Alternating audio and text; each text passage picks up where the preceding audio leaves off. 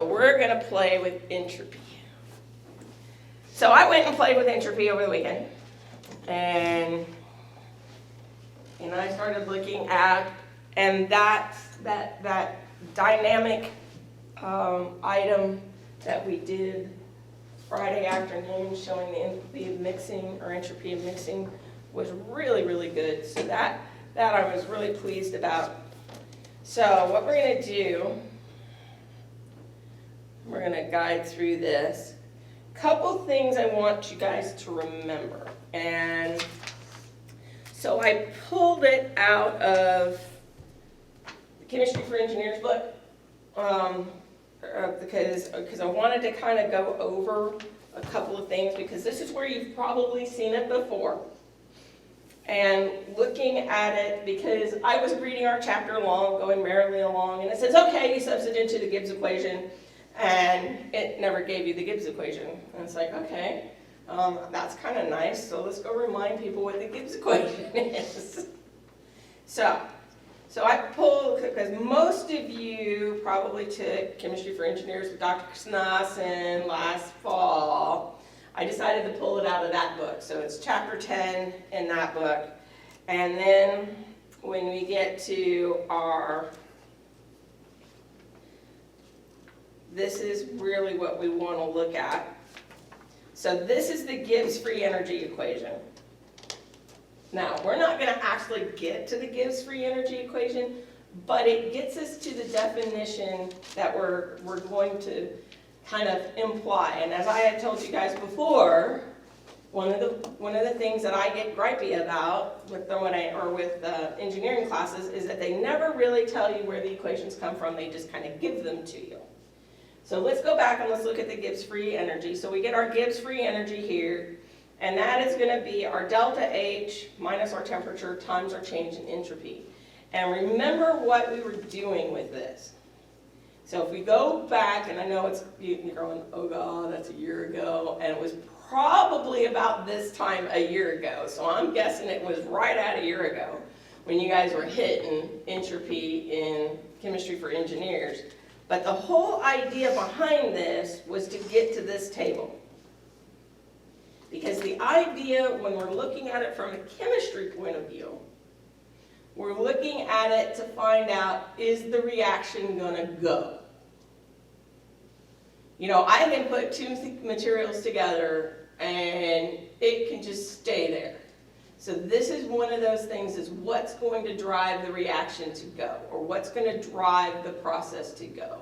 So one of the things that we saw on Friday was the entropy of mixing was going to drive the mixing behavior. We could think of it from a physical standpoint of, if my molecules are moving around, eventually they're all going to move around, but entropy is always increasing, so entropy of mixing would give us the reason why the molecules are going to want to mix. They're going to slowly want to mix, which is an interesting thought. But the whole idea behind our Gibbs free energy was, if we were looking at our enthalpy and our entropy, that the reaction is going to be spontaneous. If that was a negative and that's a positive, that's never spontaneous. I'm going to have to do something, like add a catalyst or add heat or something else to get there. This one was spontaneous at low temperatures, and this one was spontaneous at high temperatures. So it gave you an idea of what was actually going to drive your equation. So just to get you an idea, and we're looking at it, we can look at these equations here, and that's where we're going to ultimately get to, but I wanted to kind of tie it back to Chemistry for Engineers. So let's look at it from another perspective. So my handy dandy beat up thermodynamics books, right? My handy dandy piece. So if I'm looking at the entropy of an ideal gas,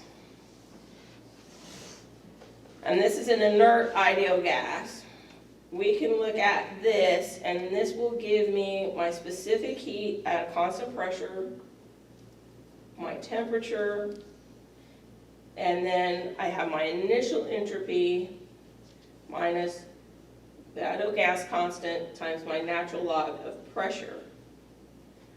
And we can rewrite that pressure term into something else. So that gets us our idea of mixing. Just as another thing to remember, I'm dealing with enthalpy instead of entropy. I can have this one look like this. This is my CP dt. And we've seen that one before because we've actually played with that one. And this is where we're going to start. And my book would plug it into the Gibbs free energy equation. If I go back and I look at that. So that's where we're going to ultimately start from, kind of refreshing where things were going. But let's look at our changes in heat here.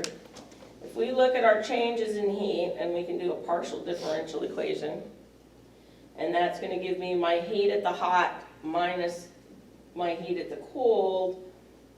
According to our idea of entropy, that's always going to be greater than 0. We're always going to be greater than 0. And so if I look at this and I put this in terms of my temperature, this was going to give me my hot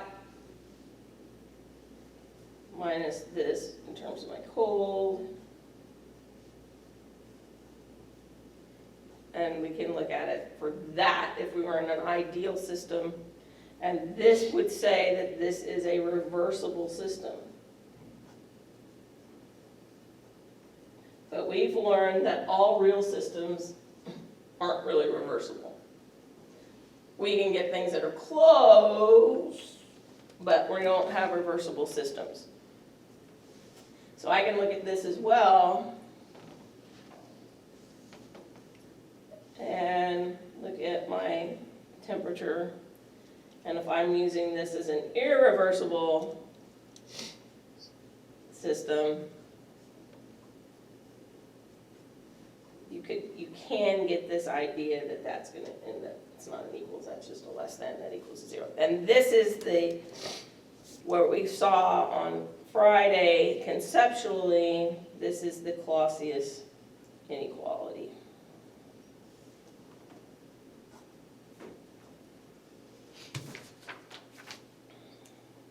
But what that does is it tells us that work reversible will always be bigger than work irreversible.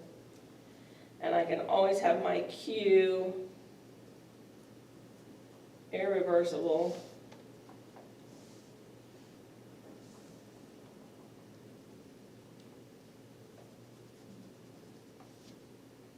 and that will tell me that the QC irreversible is going to be greater than the QC reversible, which actually makes sense.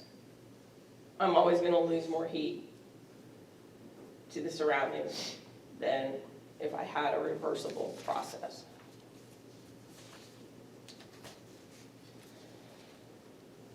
If I had a reversible process. Hang on, I want to keep track of where I'm going.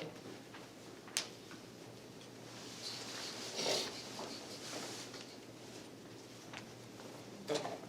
I'm still hanging in there with where I'm headed. Okay.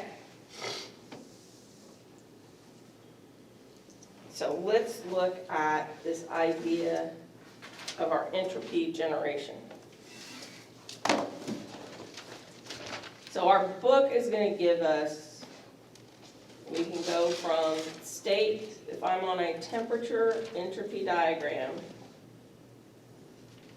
so this is my entropy, this is my temperature. I can go from state 2 to state 1, and then I can follow back by some strange path. And the idea behind this is to give us 2 intervals. I'm going to look at my interval from 1 to 2 of my change in heat over temperature. But I'm going to have this from 2 to 1, my change in entropy. That's always going to be less than or equal to 0. Or what this is saying is my change in entropy is always going to be greater than or equal to my heat from 1 to 2. so that I can always do that. So if I end up with an S generation and it's greater than 0, it says it's possible and irreversible.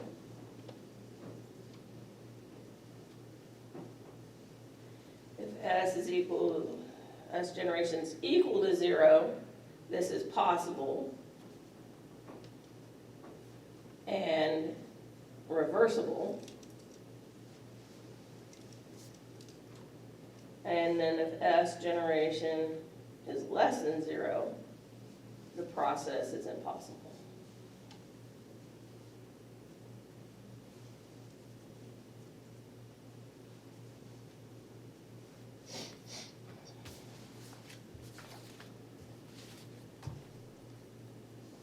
So all of this gets us back to why we care, because we want to know, are we going to get a process or not get a process? Are we going to drive a chemical reaction or not drive a chemical reaction? Are we going to do something that'll allow us to get there? So let's look at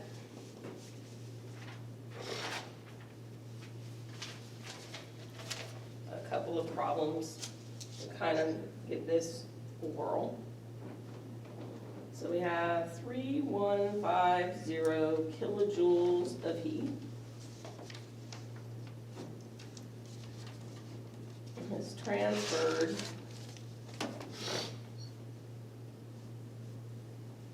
into the system.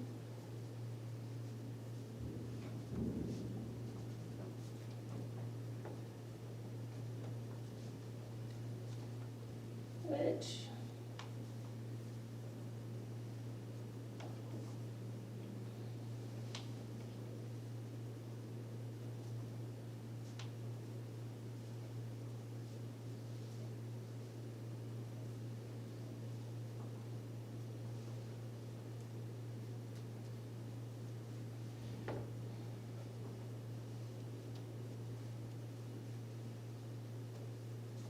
we want to determine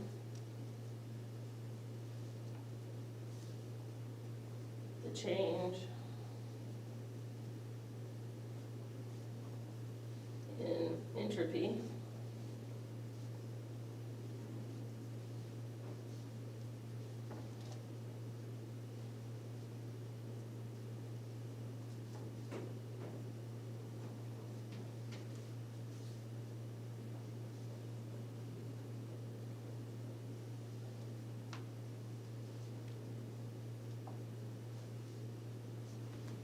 I suppose I should ask the question, and everybody go out and watch the annular eclipse?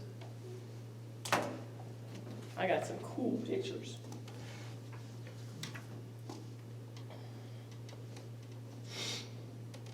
I got some cool pictures.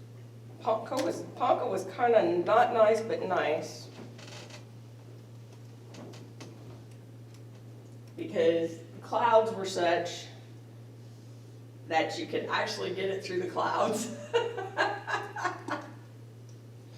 So that was right near our maximum. We actually got it at about, our area got it to what they call about 82%.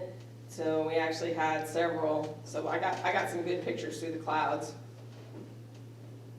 Got a nice crescent moon shape. But this is my favorite. I got a cool Halloween-y. There, I got a cool Halloween. I was using binoculars to track it.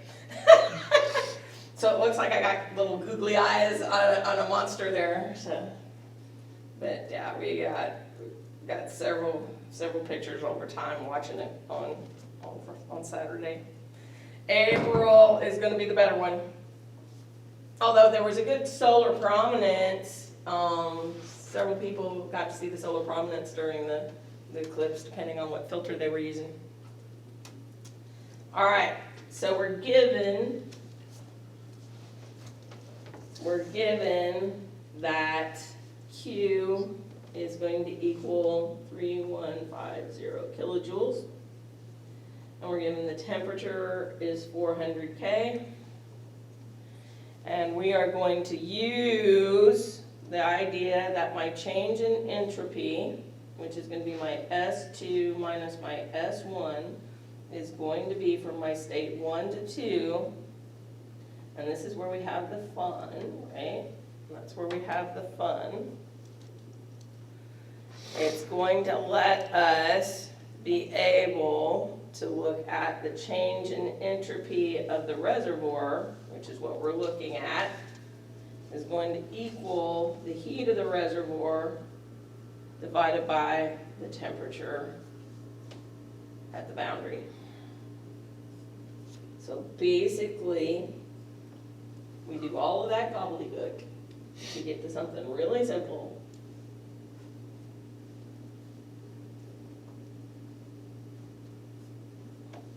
And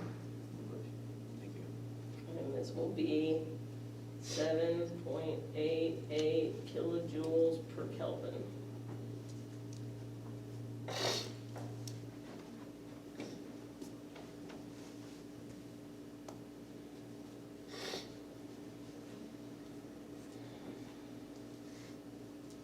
So we're going to do 2 kilograms of saturated water.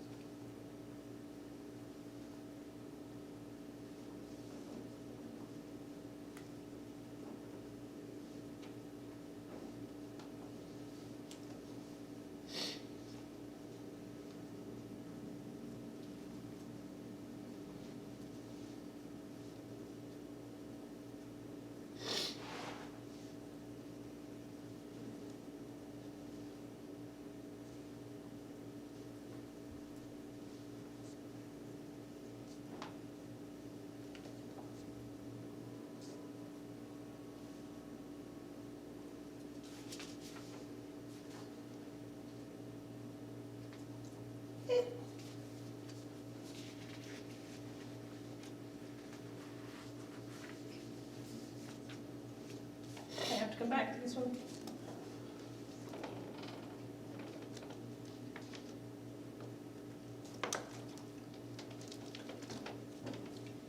Heat is removed until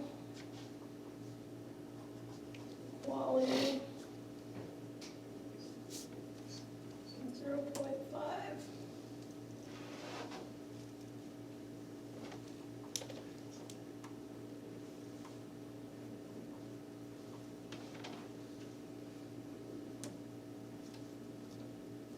We're going to come back to this one, but I'm going to go ahead and write it out.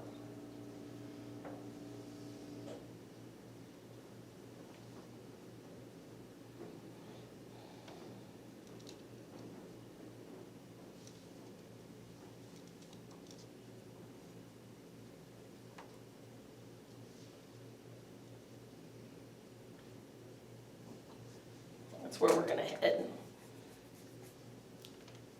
But I haven't shown you water quality in terms of entropy yet. So we will come back to that one, but I will have it written out for us so that we have it. All right. So when we're looking at a system, so this is, we're going to evaluate changes in the entropy of a system. So we're going to take a closed system. So let's kind of think of an imagined closed system here. And this is why we had to do the kilogram. I had to make a change in our kilogram. So if I have a mass object, over time, because we know that entropy is, if I have my little atoms on my mass object here, even though it's a closed system, and it's temperature controlled, so it has zero change in temperature. We could even say that it's evacuated, so we got a vacuum, but occasionally there's enough energy that's going to pop out one of these little atoms over time, and I'm going to essentially have little atoms of whatever my mass material is that's now in my vacuum. And that's exactly why the kilogram, over a period of 100 years, the kilogram lost weight, to the point that it was actually measurable. So what we're looking at is we're looking at our change in our system. So we can look at our incremental change of our heat minus our incremental change of our work is going to give us the change in our internal energy of the system. Now we've already seen, because that's what we've been playing with for the little bit here, is that this, our dq, is going to equal temperature times my little change in entropy. And we've also seen that work, if I'm in a compressible system, I'm going to be at a constant pressure and my change in volume. So this will be able to rewrite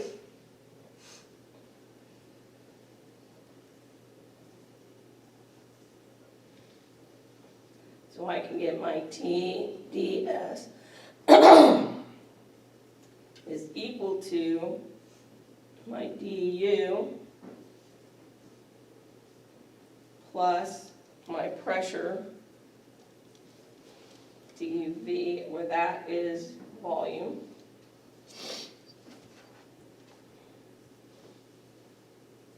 we've also had my enthalpy is equal to du plus pdv plus constant volume dp. So my u, I can actually put in my u dh minus pdv minus vdp is equal to du. And now I can have this equation, or I can have this equation.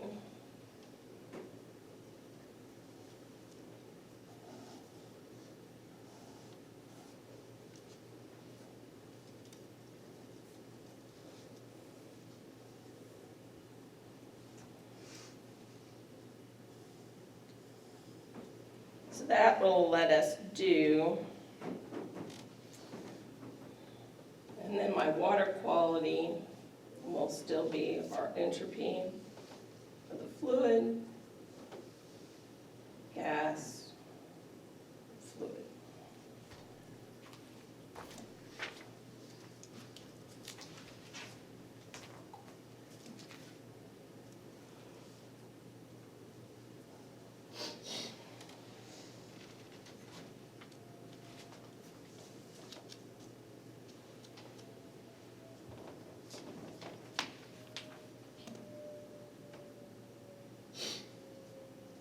That doesn't sound good. I've got a plane that's awfully low. I'm not sure I'm happy with that.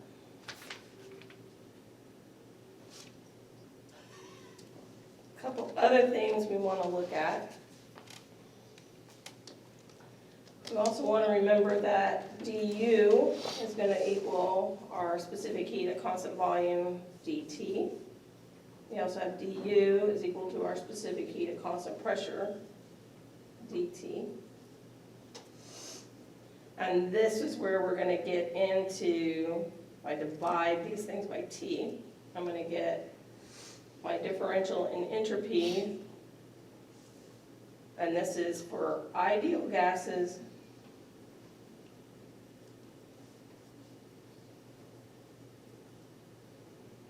and with constant specific heats.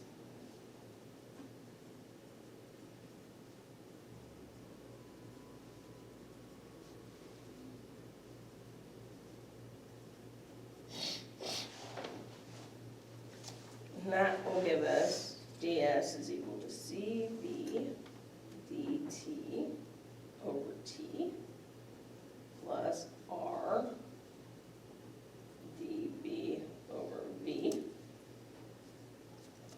And then we have this one, ds is equal to cp dt minus r dp over p. And that will get us our equations that look like this.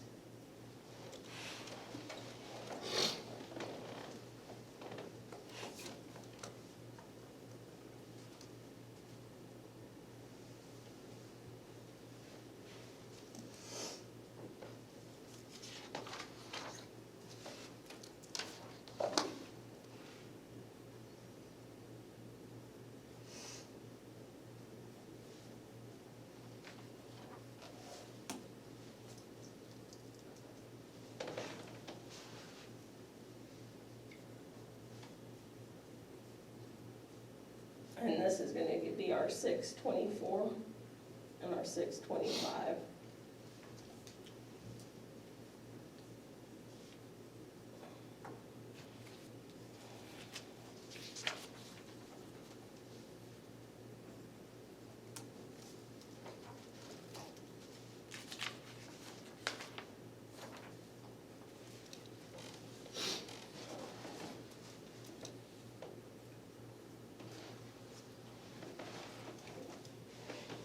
And that's for, like I said, this is for ideal gases.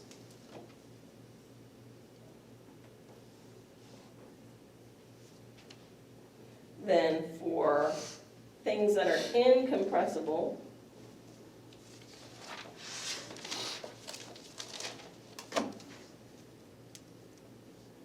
you'll get ST minus S1 is equal to our specific heats and T2 over T1.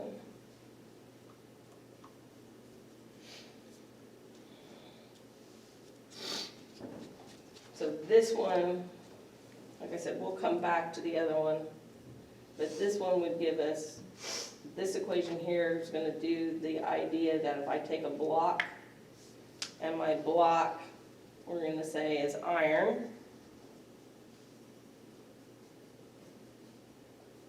and it has a mass of 2 kilograms. And our water is at 100 degrees C. And we're going to drop the iron in there, and it's going to reach equilibrium. So the mass of our rock, or mass of our iron, is going to ultimately be at 100 degrees C, but we're going to start at 20 degrees C. We want to know, and this one is if it's incompressible, CV is equal to CP is equal to C.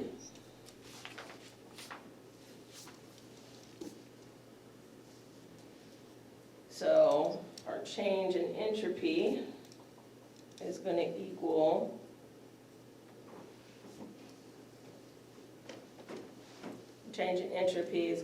the mass times my specific heat times the log of T2 over T1. And these will need to be in Kelvin. And we will need to look up C for iron.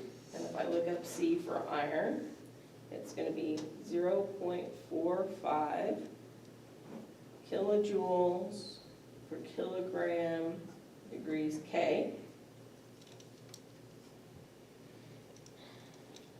So now we plug in, I had 2 kilograms.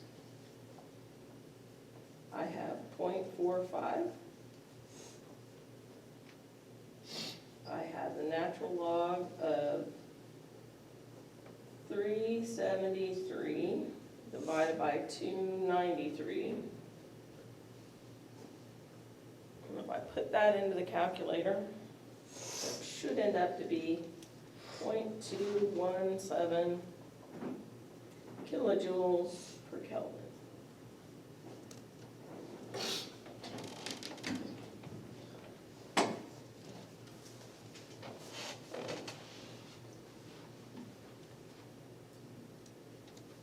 So that's if I'm dealing with a block. Let's deal with a gas.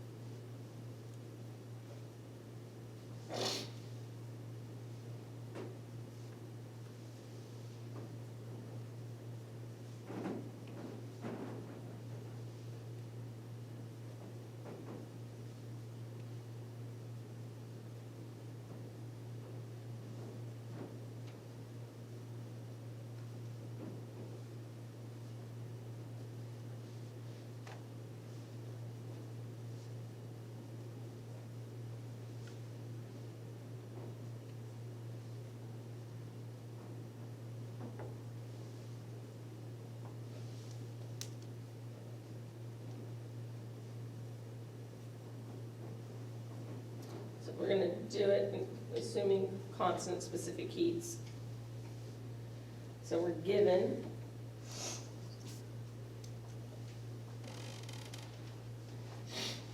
T1 is equal to 500K. P1 is equal to 500 kilopascals. T2 is equal to 325. P2 is equal to 100 kilopascals.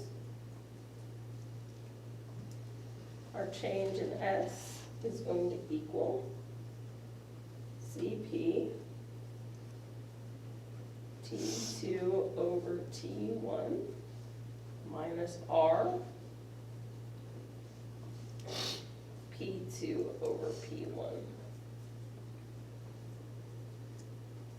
Cp for air, 1.005 kilojoules per kilogram. Okay, and our R is 0.287 kilojoules kilograms. Okay. So this will just be 1.005 kilojoules kilograms. Okay.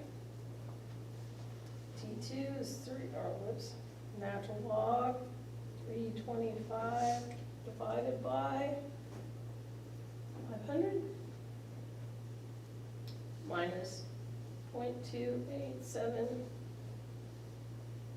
kilojoules. And that's natural log of 100 divided by 500. Okay.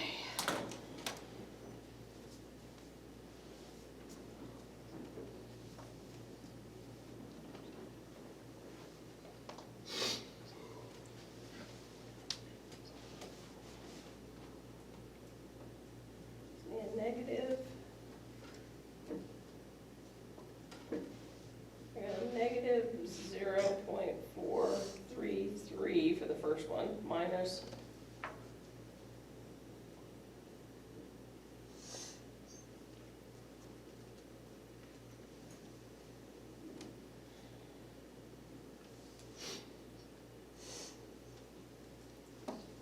is 0.462.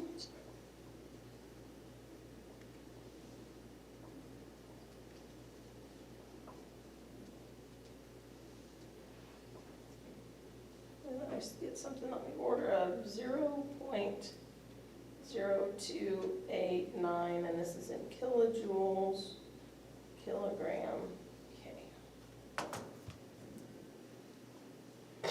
And I think people are about to go poof. So we will come back to that other problem on Friday. We won't have class on Wednesday, but you have a quiz, so you guys are good there.